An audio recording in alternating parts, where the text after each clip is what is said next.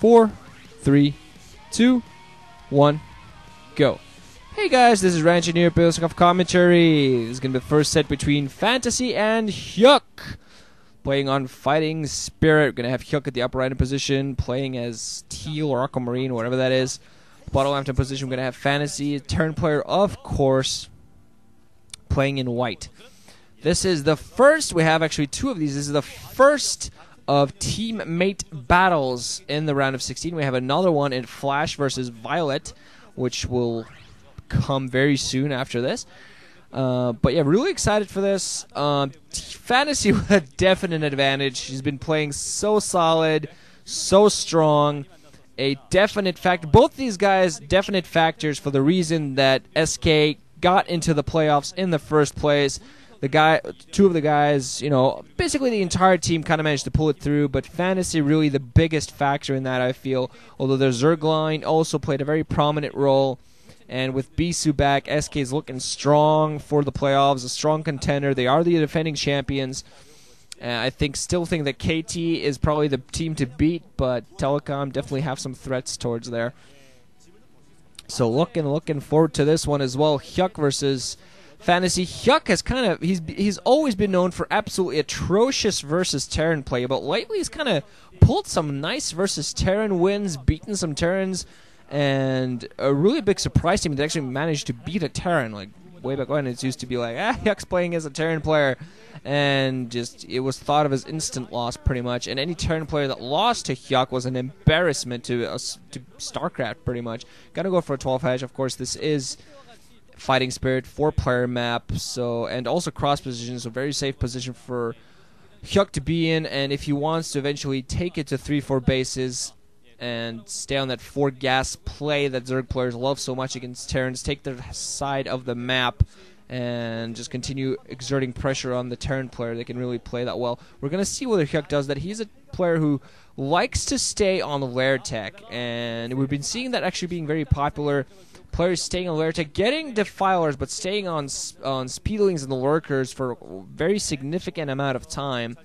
And Hyuk'ed's been known for that. His defiler control not the best, so he likes to just stay with the lurkers, hydras, and zerglings for pretty much any matchup he plays in. Sometimes that often comes to bite him, especially in the late game. Not the best of late game players, but mid game, he is very much a mid game player. That's kind of the range he likes to stay in. Going out there with a drone scout, gonna be pushed back with a marine.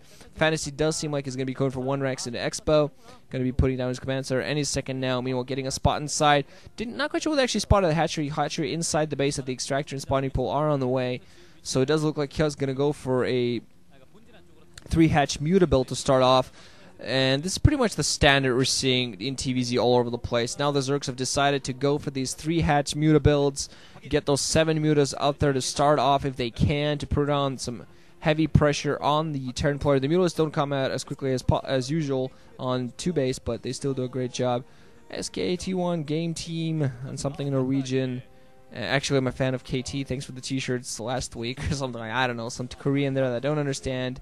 But do see TL.net at dosc2.no, so some sites, some good old StarCraft sites.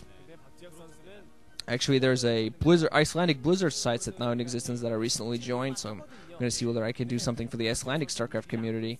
It's called Bylur.is. It's basically BYLUR.is, and the word Bylur, it basically means blizzard in Icelandic. Meanwhile, now Fantasy almost getting his CV caught, miraculously keeping it alive, spotting the lair at that natural. That's going to give him some. He's desperately trying to keep it alive until that spider comes out. That's the ultimate usage of your SCV scout. If you can actually manage to spot the building that comes up after the lair, it's actually not going to manage to do that, but if you do manage to spot the building that comes after the lair, for one thing, you are absolutely insanely incredible. And you're absolutely insanely incredible. Pretty much. It's insane to get that going. eBay before Academy for Fantasy. He's going to work on that weapons 1 before anything else. Going to put a bunker here at the front. Zergling should not actually be able to penetrate that. But yeah, going for that weapons 1 It means that his turrets are definitely going to be out earlier as well with that eBay turret going to be ready out there way in time. Doesn't even have to put them out there just yet. Can work on those at a slightly later time. Just use the resource he has right now. Get that academy up. Get those researches going. Put up a supply depot outside of his natural expansion. Going to block himself inside. Very safe play here from Fantasy. Going to make sure he doesn't get rushed in. He, of course, these two players being teammates, know each other's play styles in and out. They practice each other every day.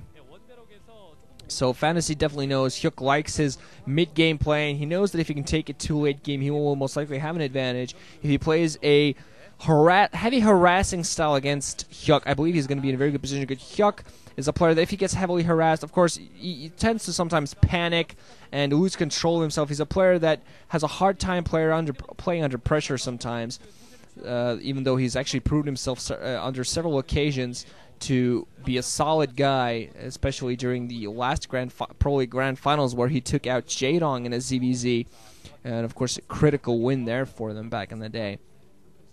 But I still think Fantasy has the heavy advantage here, but wouldn't be surprised if Hyuk somehow managed to at least take a game from him, if not the set, because Hyuk's that kind of guy. He tends to surprise. He's actually keeping some Zerglings there at that 9 o'clock position, kind of just sitting around, has a few Zerglings on the bridge outside. Fantasy going for a bunch of barracks right now, 3rd and 4th and out there. 2nd, 3rd, and 4th actually being put down simultaneously. Weapons 1, still working on that, stim. Stim should already be hitting, so after that going to be ranged. Finally seeing that those turrets come down, but the Mutalisks are not popping yet. So definitely enough time getting those defenses going, hoping that with additional barracks coming down, he's going to be able to pump a huge ball of Marines in just a couple of seconds. Already does have a small ball and some medics out there.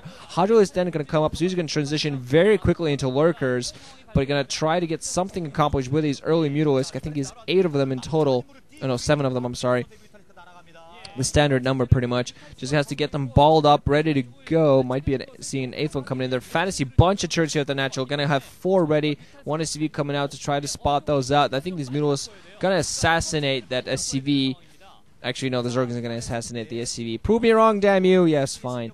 More turrets being put down. Turrets close to the barracks. That's very good. Some of these turrets not quite ranging these Mutalisks too well, so SCV is actually being picked off.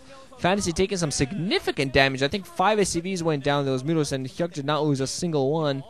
So nice harassment to start things off. That main might also be a little bit vulnerable if you're kind of flying at the right angle. Not quite sure whether Fantasy had enough turrets near the actual command center. Yet again, the Mutalisks is going to go for it again. Turrets not all in the best position.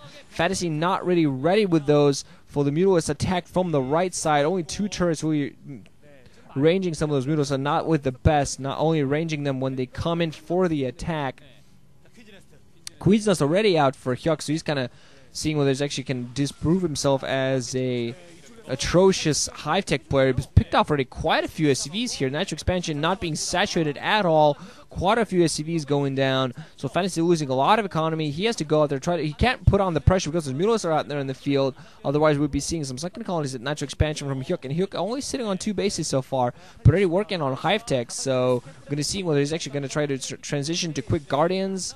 Not altogether too sure what he's going to do, because usually you see a Zerg player expand at least a second time before transitioning into Hive. Finally, Hyuk seeing some heavy damage on his Mules, going to pull all the way back, but has picked off double-digit SCVs at this point, with Fantasy having absolutely no answer to it. This is a huge surprise. Little turrets a little bit not in the best of positions, but of course putting turrets right behind the mineral lines is actually not a good idea, because they're easy targets for the Mules to pick off. Finally, Mules get picked off though by those medic Marines. Fantasy does, however, have a fairly large number of those, but now Hive being worked on, the natural expo, a couple of sunken colonies, and the Lurkers there as well. And Hyuk also has a few Zerglings to support. Fantasy doesn't really have a huge amount of forces, keeping some of those Marines inside of his base. Supply depot at the front actually going to be worked on. Zerglings are going to come in very close. SCVs might get caught if they try to engage. Going to go in there, get a few shots off, but only hit 1 Zergling, and Hyuk mentioned to retreat just in time. Also has a few Scourge out there waiting on the tech for Fantasy. He's still staying on this 2 bases, and Hyuk, I believe he might be making a mistake in not expanding here. He's going to try to go, there you go, finally expanding the lower right hand position main. Got to get spotted out, but I don't think Fantasy is going to be able to do anything about this anytime soon. Hyuk actually mulling a little bit close to the right side of the map. Has still a lot of those Mutalisks, Lurkers, and Zerglings across the map. Going to be seeing some siege tanks coming out there. Siege mode going to get worked on, and going to see that science facility. Fantasy still very much in the game. Has a few auto SCVs there, unfortunately. No button like in SC2. In SC2, you have one button which if you press, you get sent to